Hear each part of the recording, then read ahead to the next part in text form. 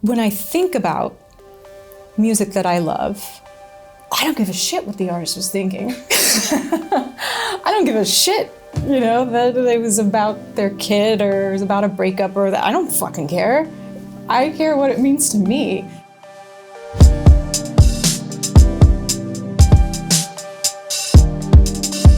Hi, I'm Nick, and I'm joined by St. Vincent for the latest in Enemies in Conversation series.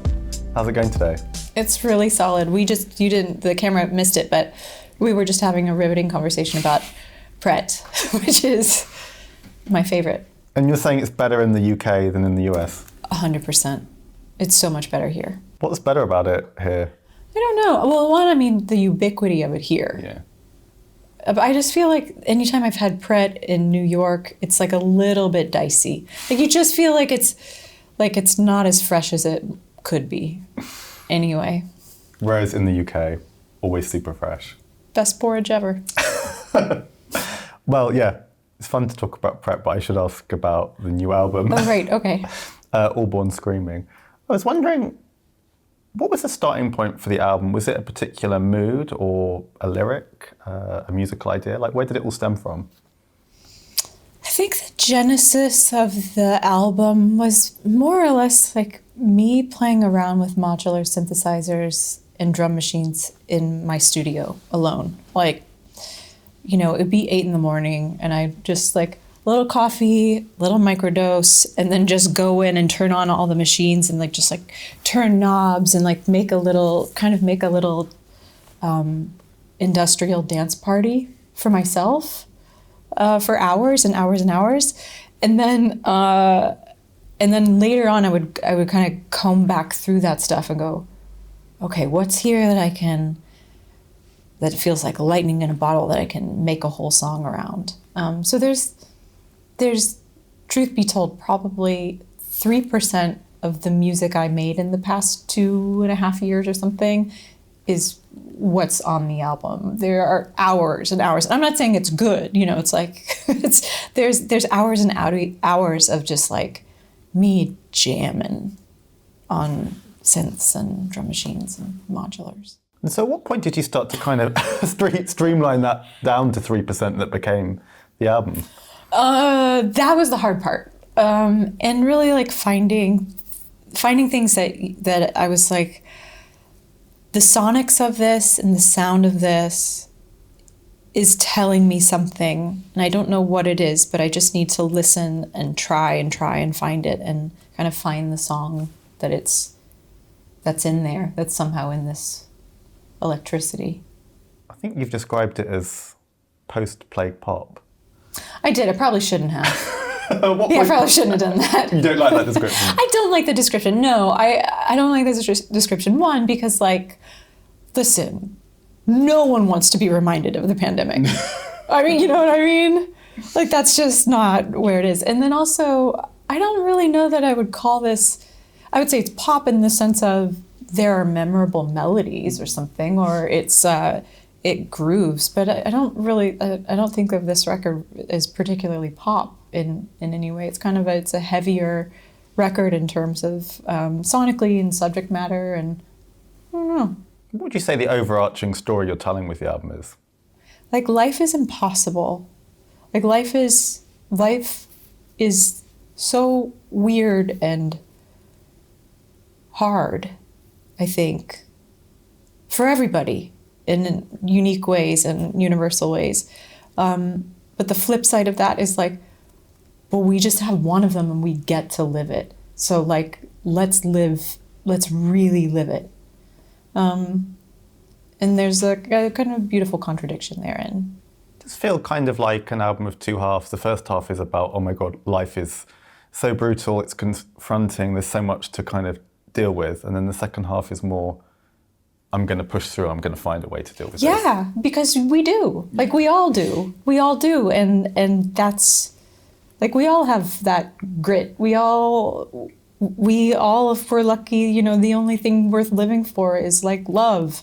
And it sounds trite, but it's trite because it's fucking true. That's the only thing. That's all we got. We're all we got. So make it count, man. What was the thinking behind the album title? I know it's the closing track, but why did it become the title track? All Born Screaming. Well, I think it just kind of sums it up, right? Because, we're all born screaming. We're all born in some ways against our will. We didn't ask for this. But at the same time, if you're born screaming, it's a great sign. Like, that's the sign that you're alive. Like, thank God you can hear the baby, it's screaming. And then also, we're born in protest in some way. Screaming is what it means to be alive. I love this idea because sometimes you think of us, well, often we think of a scream as like associated with terror and being, right. But actually it is like a howl of pure life. It's a very primal emotion. And we all feel that way. Absolutely. It's the best news in the world if the baby is screaming, Yeah, exactly. It's a miracle. So I love the fact that you chose that as the title of the album because it kind of feels quite galvanizing in a way. It feels, yeah, thank you. I mean, it's universal. Yeah, absolutely. This is the first album of yours that you've entirely produced yourself. Was that something that you kind of went in thinking that's what you want to do, or was it just the way it evolved when you were playing around with the synths? I think that I figured that I just needed to really, really hone my lexicon as a producer. And I've co-produced everything I've ever done, and I've been recording myself since I was 14. I mean, that's how I learned recording myself first on like a Tascam, 4-track or whatever, and then on early digital recording devices on computers. And so recording myself was always the way that I learned how to arrange and think about music, and it was my mirror, like, what do I sound like, for better, for worse? And so it's always just been a part of my process. This one, I knew that there were sounds that were inside my head that I alone could sort of render. I just wanted to be the first and final filter of everything. And it was harder. It's certainly harder it's hard to sit with yourself. It's hard. It's not that pretty, but I think the result is the rawest and also most sonically pristine kind of thing I've done so far. You said like you're the first and the final say on each track. Were there people you brought in as a kind of sounding board? Oh God, yeah. I mean, I'm so lucky to have great friends who also are great rippers, and also get to call on people who I was just a fan of, who I didn't know before, but was like, oh, this person. So Dave Grohl is a buddy, and he came into my studio, and just everything they say is true. Like, he's the nicest guy in rock. Like, he's the most fun hang. Like, he just drives over in the truck. He's heard the song a few times, and because he's Dave Grohl and he's so musical, he's heard the song a few times, and he knows every twist and every turn and every turnaround in the song. So like, you hang, and he like smokes some parliaments and like tells war stories and drinks some coffee and smokes more parliaments, and he's like, cool, let's go. And then he just goes in there, and it's Dave fucking Grohl on the drums. And it's like, and he plays it perfectly. He knows every turnaround, like I said, and it just lights you up, man, to hear him play. He's just a force of nature on those drums. So he played on a couple songs. My friend Kate LeBon, who's the best and an incredible producer in her own right, and I think just my favorite song, like, there's music you love, and there's music you love and that you also listen to all the time. And Kate's somebody I listen to all the time, especially her last record, Pompeii. So we've been good friends for a really long time. So I called Kate in, and she played bass on All Born Screaming. She's singing on All Born Screaming. She really held my hand at a moment when I wanted to just drown that baby in the bathwater. Like, not throw it out, but just drown it. and Mark Juliana on drums, Josh Freese on drums, Stella Magzawa on drums, Justin Mildell Johnson on bass, David Rollicke on horns. So a tight crew, a tight little wrecking crew. Was it important to have like these outside voices come in at certain points to kind of open things up a bit when maybe you were a bit in your head about it? Or? Absolutely. I mean, I think it's important to just play something for someone, and you can tell where their attention, just energetically, where their attention wanders. You learn so many things about a song playing it back for people. You go, oh, okay, that's not quite working. Let me adjust here. To have other people who I know and love and trust and love their work come in and do their thing on the song. Or in the case of Josh Freese, and I don't know if this is too much in the weeds, but I mean, he's known as like the drummer, the great rock drummer of all your favorite bands. But I had him play on 2 songs that have nothing to do really with rock. And one first was Hell Is Near. And it takes a great player to do what is outside of their comfort zone and do it well and do something that they're not usually asked to do. And his level of just subtlety and restraint on Hell Is Near, I find zen-like and beautiful. And then he played drums on another song on the record called So Many Planets. And he's like, I'm basically, that's my like tip of the hat to two-tone and like second wave ska. So, and like Lee Scratchberry, but like, what if you did dub very wrong? And his playing on that particular song is just so, it's like just a ballerina just fluttering around, but then he'll do really great things like really rush drum fills. So it's like, it's stilted and it's wrong, but it just feels so good. Anyway, that was probably more nerdy talk than you wanted to know. I actually wanted to ask about that track. I was wondering if you kind of thought consciously at the start, I want to make something which kind of nods to ska, or if it just kind of evolved that way naturally. I wrote the song, and I tried many different feels. My love of King Tubby and the specials, I was like, okay, maybe I can harness my love of those 2 things in this song and it will be correct. And maybe if I do 2-tone wrong, it will be cool. Because that's how so much great music is the result of like people who don't know how to do a certain genre just trying their best and it's very punk, isn't it? Failing at that, but making something kind of really interesting and new. Yeah, that would be punk. So yeah, another song I wanted to ask about is Big Time Nothing, which kind of roars out of the speakers. It has such sonic confidence. How did that song take shape, and what kind of vibe were you going for? That song was a result of one of the many hours spent with modular synths.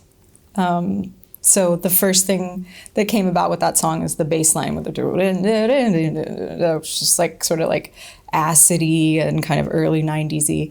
And I was like, oh, that's it. Like that just like that's tough, So I wrote the song Big Time Nothing around it. And I don't want to give too much of the song away because I would never want, my point of view or where the genesis of it or what it means to me diminish what it means to someone else, because it's not about me anymore and it's absolutely for the listener. That said, I will say, like, to me the song was just like what depression says to you, this like anxious roiling, like just the sound of the inside of my head, the everyday, the go, go, go, you stupid bitch.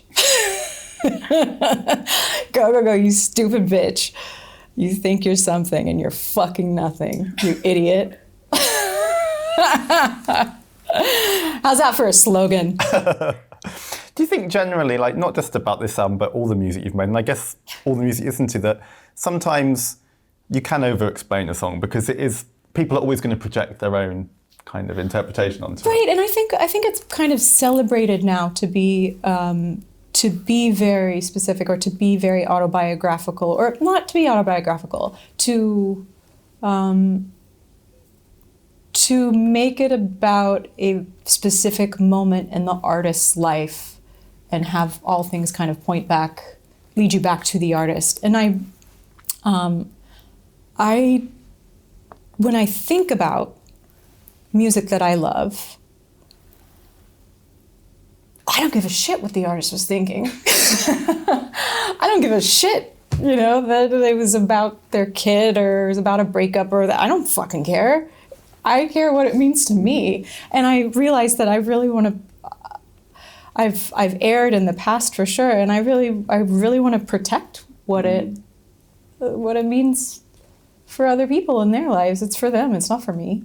I always think it's kind of a shame these days that you can Google lyrics, because like when I was growing up you couldn't, and sometimes you misheard lyrics. Absolutely. But that was part of you connected maybe with the wrong lyric, but that was your personal journey with the song. Oh my God, it's like listening to Cocktail Twins or something, where it's like, it's a Rorschach. There's one, I'm spacing on the title of the song, but it's like, there's one song that I've been listening to. I've been listening to nothing but Heaven or Las Vegas, just because it's the only thing that makes me feel okay at this moment of life. And there's one song, and the only lyric I recognize is "Father," and it's like, it's just a Rorschach test, So yeah, I get you. Something else I wanted to ask about, something amazing you did last year was sing "Running Up That Hill" at the Rock and Roll Hall of Fame when Kate Bush was inducted. How did that come about, and how did it feel in the moment? I don't know. They asked me. I don't know how it came about. They asked me to do it. And man, getting in, practicing that song, which I did quite a bit. One of the things I realized and learned when I dug deep into not just singing along with Kate Bush, on the record or something, but actually singing the song and finding the grooves, and is just how amazing her voice is able to feel totally urgent and totally effortless. Like, it doesn't hurt me, but it's not rushed, it's not pushed, she's not straining. It just, everything about her voice is completely urgent. It's just like watching a flame, go across the skies. So that I found that fascinating, and I don't know. And then I blacked out and sang her song. I don't know. I don't fucking know. Nobody should cover Kate Bush. Really? No, of course not. We recommend it. We recommend it. What is it about her as an artist that you particularly find inspiring? I mean, so many things about Kate Bush, but if you listen, that is weirdo music. It is weirdo music with weird time signatures, weird changes, that is also so deeply resonant with people and so deeply resonant with culture. And that is, you don't get those. That doesn't happen. That doesn't happen, But her brain and her genius and her voice and her singularity, that just doesn't happen. I was actually just listening to a podcast about her, and the podcast hosts were talking about how she has this kind of rare gift for empathy. Like, she can kind of take on these characters in her song and her voice, and it's everything. It's the songwriting, the production. She can kind of just make you feel for that character in a really rare way. Yeah. Well, I mean, and I know that she talks about singing from the point of view of different characters in her music, but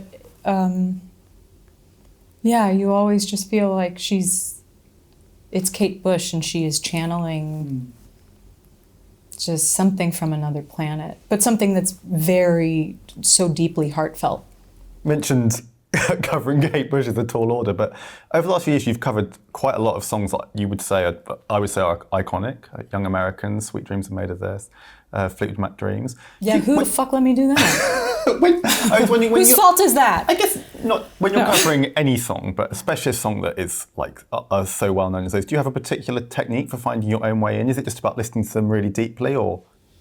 No, I mean, I think you think you know a song until you have to sing it without the lead singer.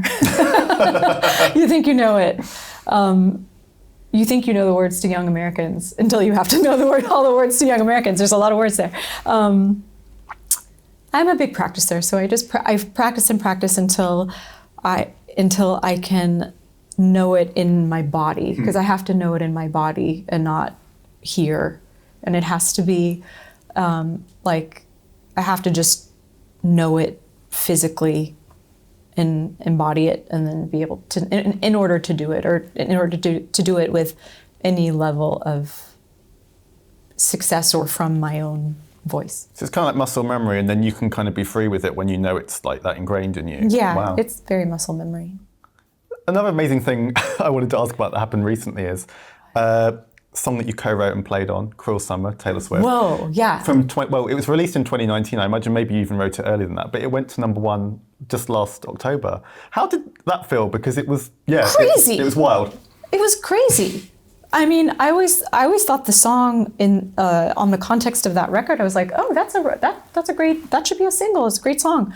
And then I don't even think it was a single. It just was like a fan favorite. And it's like the fans just decided, no, this is your hit song, which is so wild and so modern, you know? So organic, yeah, exactly. Yeah, that was just a real bonus Jonas there, you know? Kind of amazing. It seems like it was just that Taylor played it in her set list on the Eras tour, and people were like, oh, but we love this song. And then it was like they were sharing live versions on TikTok, and it just kind of steamrolled from there. Is that how it happened? I think so. I thought that people were like really excited about it before the tour, and well, yeah, I think that's why. So I think it was like, yeah. Yeah, I mean that's one hell of a fan base. Yeah, it's quite amazing. They turned a non-single into a #1 hit. Yeah.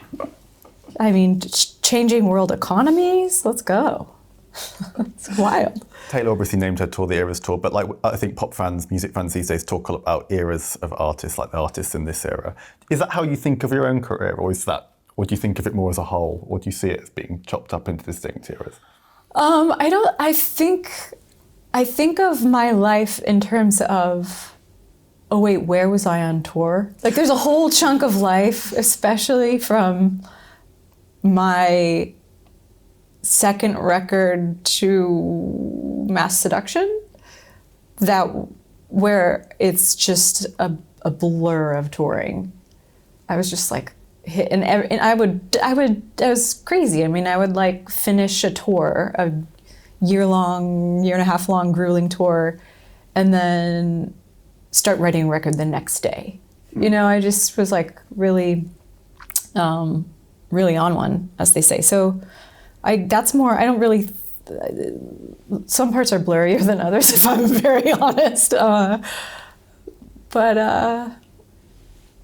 I guess I do. I more think of it's not that I think of my life in specific eras. It's more like I look back at what was, and try to figure out what was happening in my life by which record I was doing. That's how I trace like life and death and relationships, and you know, it's wild. Yeah. You said in the past you'd come off a big tour and then start working on your record, which just seems wild. Yeah. But these days, when do you feel the most creative? When is the best time for you to go and make music? I don't believe that people need to feel creative to go make some shit. I think, I was just reading Nick Cave has that great thing of the Red Hand Files where he answers fan letters, and somebody had written in and was like, you know, things are so messed up in the world that I just can't create. And it's like, okay. Or maybe the world needs you now more than ever. Or maybe it's like doing any other job where, one, if you're an artist and manage to somehow, by like the grace of God, make a living making art, you're the luckiest motherfucker in the world. So who cares when the fuck you fucking feel like being creative? Just go and put the hours in. I know that sounds very like blue collar, but it's like, you get to make a living like making songs and like, just go work. Just put in hours. Period. Don't be a little bitch. How do you see your purpose as an Is that okay, PC? Yeah, I love it. How do you see your purpose as an artist, and has that changed over time? I think my purpose as an artist, well, my personal like goal, I guess, would just be to be wilder and go deeper with every record, and just try to make great work. And by great work, I mean obviously whatever that means to me, whatever I have figured out matters, and whatever my calculus is, and that's my calculus. Who knows what other people's is, but like just make great work. Period. It's been, I think, 17 years since your debut album came out. Well, that can't be because I'm 23. You were obviously making music before then. No, that can't be it. I don't check your math. I'm not sure about that. It's been 3 years since your debut. What advice would you go? This is a cheesy question. What advice would you go back and give yourself back then, or wouldn't you? What advice would I give? I'd be like, fucking get medicated. No, I would. What would I give my advice? I'm not sure that I would give any advice, because I think that every lesson was like hard learned, or every scar was hard won. So you can't. I just don't think you can go from point A to point B without getting a little muddy. Everything's a building block, I guess, into where you are now. It's all fine. If I'd skipped some lesson, then it would bite me in the ass now. So, just ask a couple more questions about the album. What did you learn about yourself from making it and the way you made it? I think that I learned that I might have a little bit of like an attention. Do we call it a disorder anymore? What do we have? Yeah, ADHD, I guess. Yeah. I might have a scotch of that. I might have a little scotch. I think quite a lot of artists do. Yeah. Yeah, this was made clear to me just from toiling. Having produced this album entirely by yourself, can you see yourself doing that in future, or did it make you kind of on the obvious thing, actually, no, I actually really want to go and collaborate more closely next time? I really love collaboration. I really do. And I did collaborate on this album in terms of bringing in people who I love and admire their work, and got to, play with them.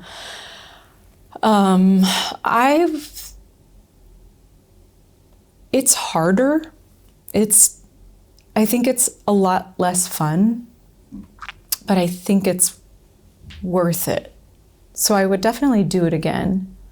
And I would definitely just, on the flip side, just produce things for other people, or be the producer for someone, because that I think would be really fun. And then I could kind of flex the muscles that I made doing this, but without having to constantly sort of toggle between performer and bird's eye view, and performer and bird's eye view, and engineer and editor, and I think this is the attention thing that I'm talking about. It would be like sing a note. Oh no, wait, edit. Oh wait, that's synth. Actually, go to the drum machine. Like my process was. If you saw security footage of it, you might be concerned about this person. And the last one, what do you want people to take away from the album? I want people to take away whatever they want. Whatever they want. any experience they have with it is absolutely fine with me, whether it's loving it, whether it's revulsion. I think people are smart. I think fans are smart. I think that people want to be confronted. I think people want to be consoled. I think they want to be challenged. And I hope that this record does that. If not, I hope they find it someplace else. Amazing. Thank you so much for your time. Yeah, thanks. Thank you.